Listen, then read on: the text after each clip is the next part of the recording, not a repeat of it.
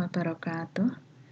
Anak-anakku, alhamdulillah pada kesempatan ini kita dapat bertemu dalam keadaan sehat walafiat tak kurang suatu apapun.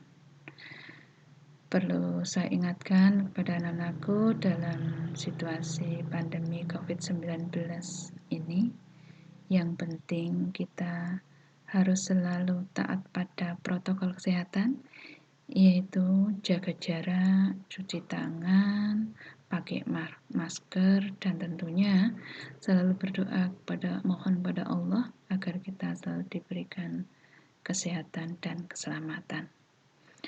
Anak-anakku, pada kesempatan ini saya akan menyampaikan materi dinamika perwujudan Pancasila dari masa ke masa. Namun tentunya terlebih dahulu akan saya sampaikan kompetensi dasarnya, yaitu mengidentifikasi dinamika perwujudan Pancasila sebagai dasar negara dan pandangan hidup bangsa.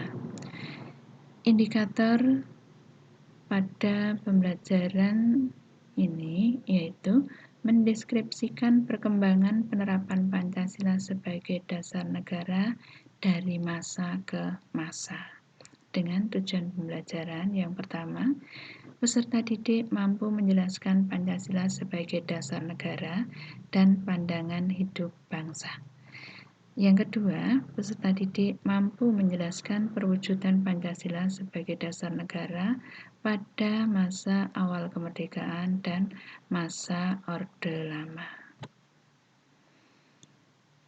Baiklah anak-anakku, untuk yang pertama perlu kalian ketahui sebelum kita masuk ke apa yang dimaksud dengan Pancasila sebagai dasar negara dan juga apa yang dimaksud dengan Pancasila sebagai pandangan hidup bangsa, anak-anakku mesti ingin tahu apa toh sebetulnya dasar negara itu, atau kemungkinan karena kita dari kelas 7, 8, 9 itu mempelajari Pancasila, mestinya anak-anakku sudah paham apa yang dimaksud dengan dasar negara. Dasar negara secara umum adalah merupakan landasan berdirinya suatu negara. Jadi dasar negara adalah landasan berdirinya suatu negara. Nah, apa dasar negara di negara kita, yaitu negara Indonesia anak-anakku, yaitu Pancasila. Nah, Pancasila sebagai dasar negara. Apa toh makna dari Pancasila sebagai dasar negara? Nah, berikut silakan disimak bahwa Pancasila sebagai dasar negara itu mengandung makna bahwa Pancasila merupakan landasan bagi pelaksanaan pemerintahan, juga merupakan landasan untuk membentuk peraturan, landasan untuk mengatur penyelenggaraan ketatanegaraan, kemudian juga menjadi dasar filsafat negara.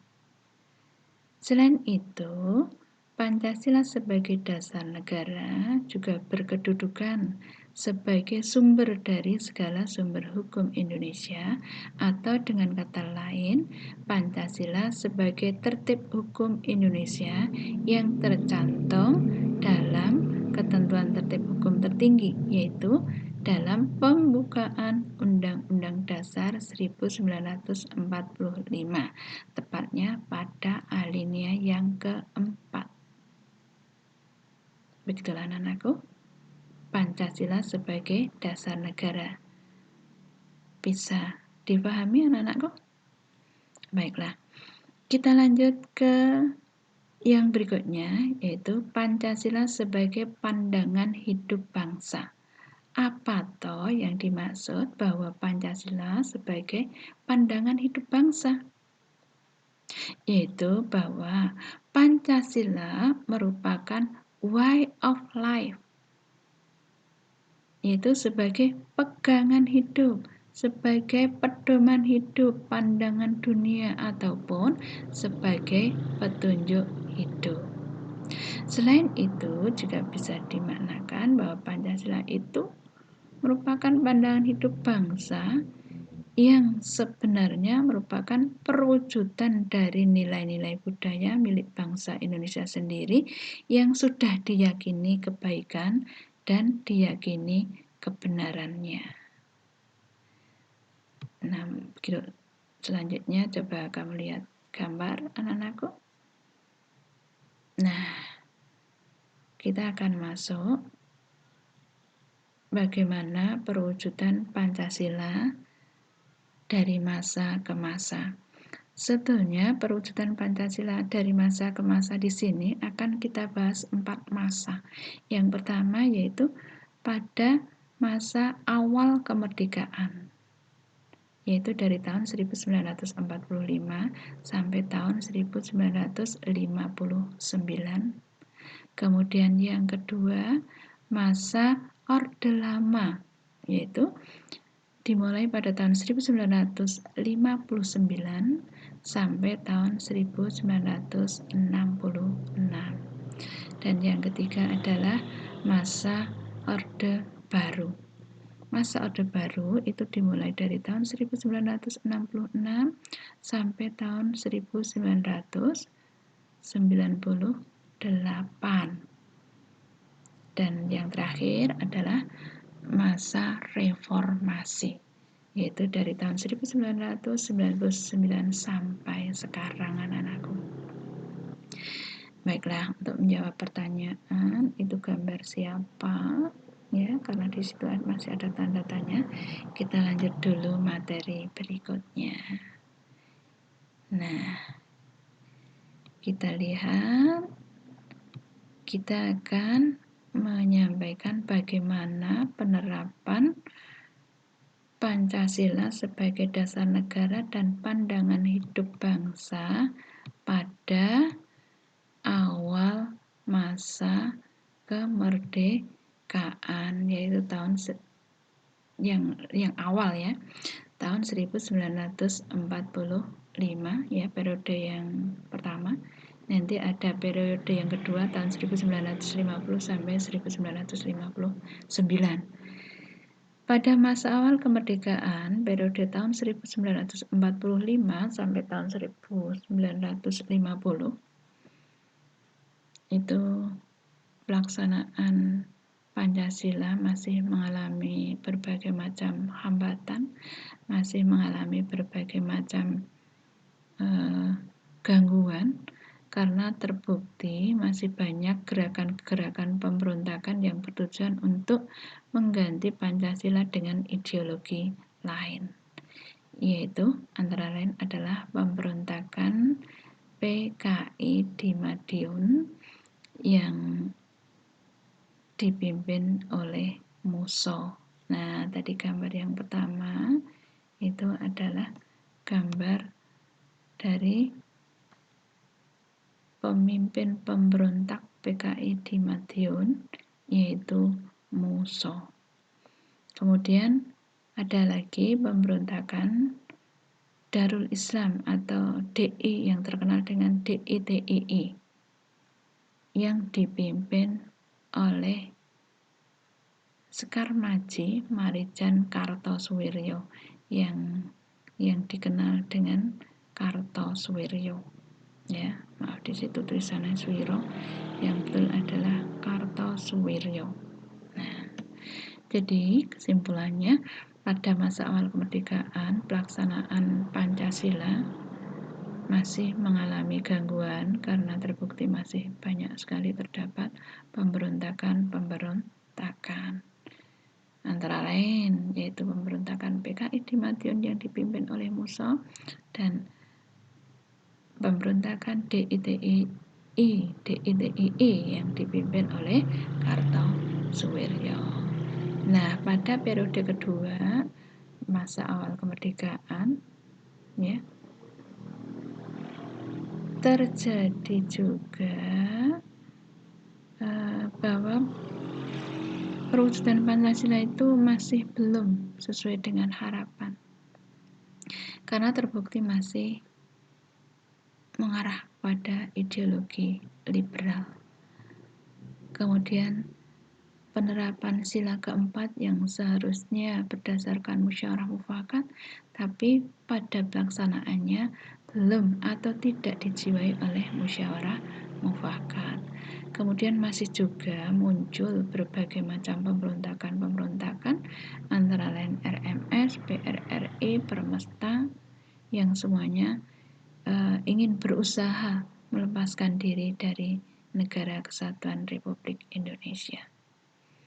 Bahkan terlaksananya pemilu tahun 1955 itu dianggap yang paling demokratis, namun ternyata belum berhasil ya membuat undang-undang dasar yang lebih baru lagi. Jadi konstituante saat itu belum mampu membuat undang-undang dasar seperti yang diharapkan. Kemudian undang-undang dasar sementara tidak berlaku dengan adanya Dekret Presiden 5 Juli 59. Anak-anakku ingat apa isi dari Dekret Presiden 5 Juli 59? Baiklah, nanti bisa dibaca di dalam buku Paket PPKN kelas 9. Ya. Kita lanjutkan yang berikutnya. Pada masa Orde Lama, ya.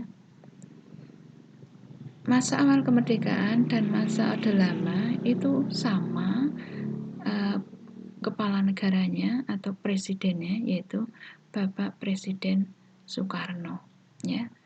Pada masa Orde Lama ini penerapan Pancasila juga belum sesuai dengan harapan. Bahkan pada saat itu dikenal sebagai periode demokrasi terpimpin. Apa maksudnya, anak-anakku? Periode demokrasi terpimpin bahwa saat itu kekuasaan terpusat pada seorang pemimpin. Ya. Jadi seperti yang di atas tadi kan disampaikan bahwa sila keempat belum sesuai dengan harapan, tidak berdasarkan musyawarah mufakat. Karena apa? Ini masih berlanjut, yaitu di tahun 1959 sampai 1965 itu dikenal sebagai periode demokrasi terpimpin karena segala sesuatu pengambilan keputusan terpusat pada seorang pemimpin, yaitu Presiden Soekarno saat itu. Yang kedua, terjadinya berbagai penyimpangan penafsiran terhadap Pancasila dalam konstitusi. Ya. Soekarno menjadi otoriter dan bahkan menggabungkan nasionalisme, agama, dan komunis menjadi satu yang dikenal dengan sebutan Masakom. Ada lagi penyimpangan, yaitu Soekarno diangkat sebagai presiden seumur hidup yang tentunya itu tidak sesuai dengan undang-undang dasar. Kemudian presiden membubarkan DPR, presiden membentuk MPRS, itu adalah penyimpangan-penyimpangan yang terjadi pada masa Orde Lama. Selain itu, diakhiri dengan terjadinya peristiwa G30 SPKI yang dipimpin oleh DN Aidit yang mengakibatkan 7 perwira terbunuh dan yang disebut dengan pahlawan revolusi. Siapakah mereka? Nah, itu PR buat anak-anakku untuk menuliskan siapa sajakah yang termasuk sebagai pahlawan revolusi. Ya. Demikianlah anak-anak apa yang bisa saya sampaikan terkait dengan perwujudan Pancasila sebagai dasar negara dan pandangan hidup bangsa dari masa ke masa. Dalam hal ini adalah di masa awal kemerdekaan dan masa Orde Lama. Mudah-mudahan apa yang bisa saya sampaikan baru saja bisa dipahami oleh anak-anakku.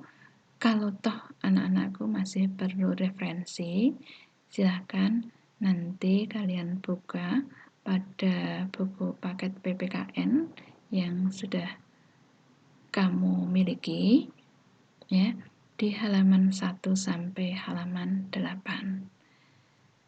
Jangan lupa kamu kerjakan soal dalam buku tersebut pada halaman 2, ya. Kamu tulis dalam kertas, nanti difoto kemudian dikirim ke nomor WA Ibu. Nanti saya sampaikan kepada Bapak Ibu wali kelas kalian nomor WA Bu Yani, ya. Sekian, terima kasih. Marilah kita akhiri pelajaran pada kesempatan ini dengan bersama-sama membaca tahmid. Alhamdulillahirabbil alamin. Wassalamualaikum warahmatullahi wabarakatuh.